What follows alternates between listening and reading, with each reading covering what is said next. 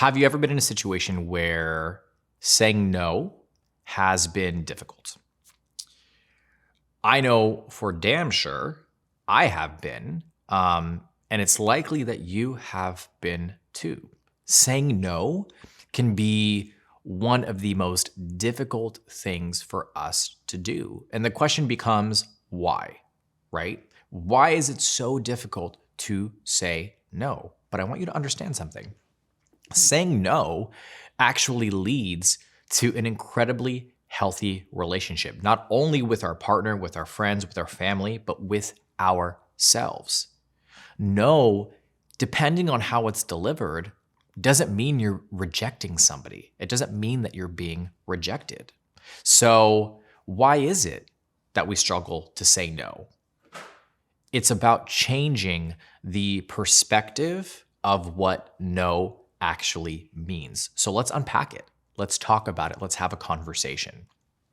If you don't know who I am, my name is Danny, and I am a life and a relationship coach. And I created this channel because I want to show you that it's possible to have a healthy relationship. 100%. I think there's this stereotype, this stigma about people in the queer community not being able to have healthy relationships, whether you're lesbian, bisexual, transgender, gay, it does not matter. Healthy relationships are absolutely achievable, but it's about understanding the foundations of a relationship, understanding how we process relationships, how we show up in our relationships, our own personal views of ourselves. So, saying no to somebody is something that I have found to be a systemic issue within the queer community.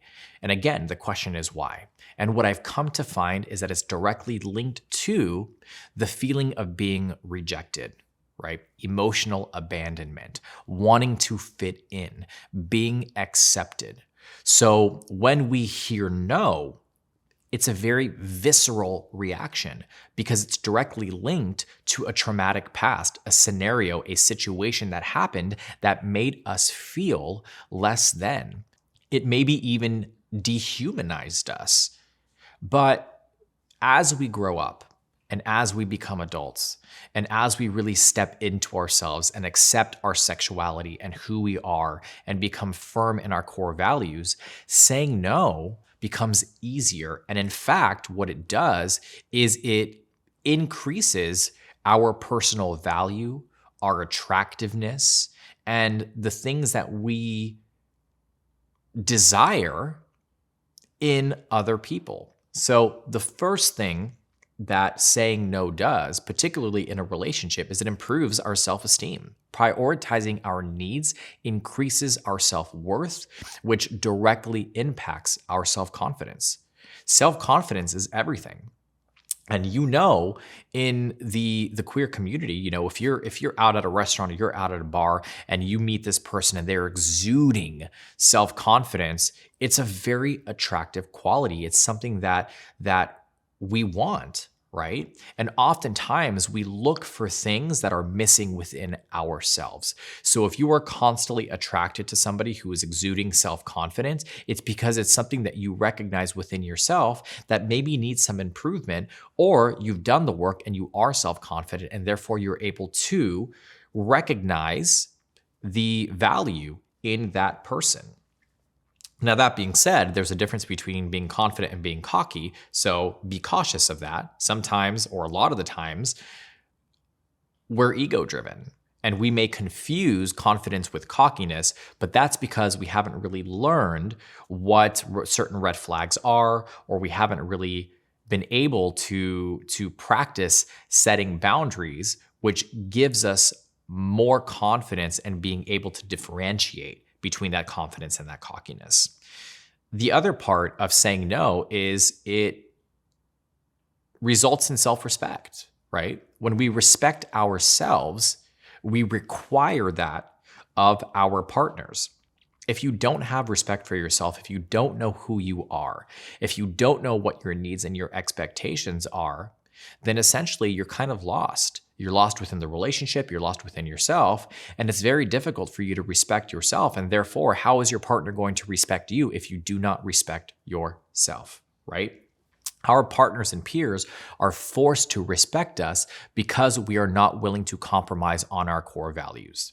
So having self-respect really involves being firm in our core values.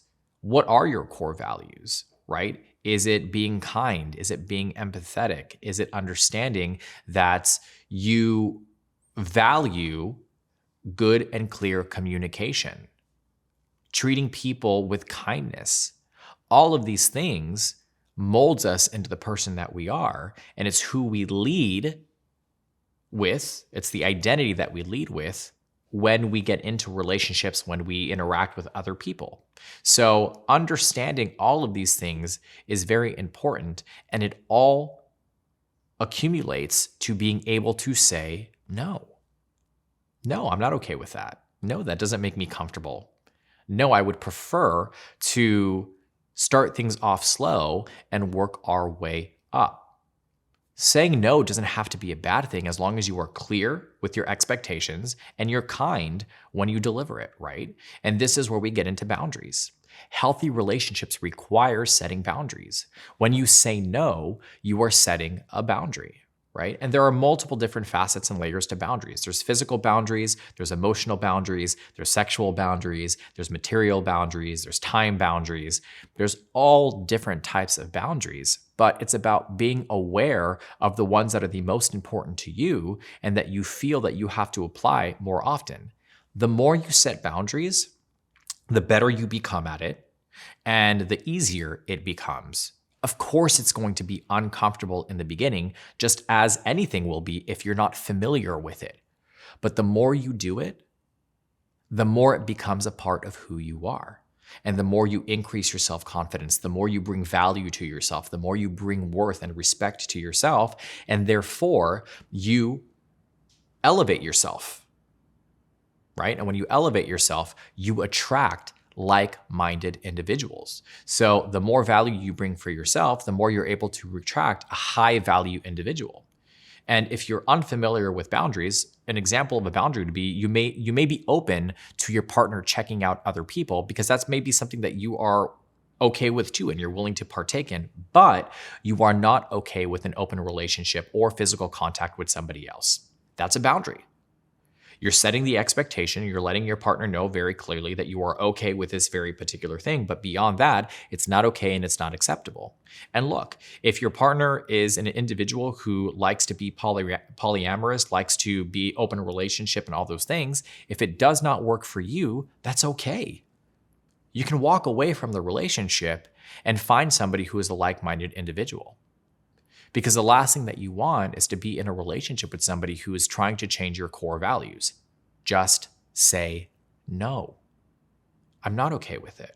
And look, at the end of the day, when you say no to somebody, you really start to kind of understand them as a person, how they process that no, what their insecurities are, what their fears are.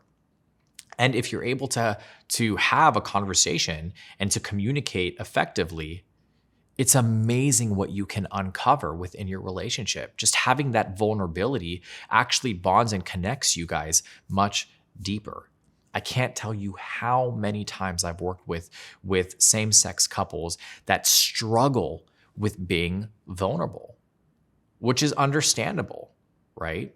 And it's funny because if you really think about this stereotype and this perception of the gay community, it's, guys and girls that are okay with showing a lot of skin and going out and partying and dancing and having fun. So externally and physically, we can expose ourselves completely, but internally, we struggle. We don't expose ourselves. We hide ourselves. And it's because we've been classically conditioned and trained to do those things, whether it's subconscious or conscious. So having the courage to say no brings back your power. It brings value to you. It's confidence. And that is a beautiful thing. It's an attractive thing. It's something that is desirable. Shit, for me, I love somebody who can say no. I love somebody who can challenge me. I love somebody who can also respect me saying no to them, but it's because I'm very aware of how to communicate that no. It's not just a straight rejection without any information or any explanation. It's about knowing the reasons for why you are saying no and then saying no. And for that reason, and based on all of these things, it results in a healthier relationship with yourself and with your partner. So if this is something that you struggle with, if you have trouble saying no, let's work through that. I'm more than happy to support you and work through those limitations that you may have or those fears that you may have of saying no. There's exercises that we can do. There's worksheets that I can provide you with. There's, mock scenarios that we can go through to help you to become more comfortable in doing that so that you can actually have a happy and fulfilling and sustainable relationship, which at the end of the day, isn't that what we all want? And like I said, it's absolutely possible, but it's about putting in the work. So if this is something that you are wanting to do, if this is something that you feel you need, I will provide a link in the description box down below so that you can book your one-on-one coaching session. You can see the packages that I offer, and we can start to unpack these things and get you into a position where you are more confident, you have stronger self-esteem, and you are super confident in your own personal self-identity so you can start to attract high-value individuals. Again, my name is Danny. I am a life and relationship coach. If you missed that in the beginning, and if you have not yet, like I said at the beginning, make sure you hit that like and subscribe button to join the community so that you can be informed whenever we put out new content. I hope you are having an amazing day, night, afternoon, wherever you are in the world. Hope you're staying happy and healthy, and I'll see you in the next video.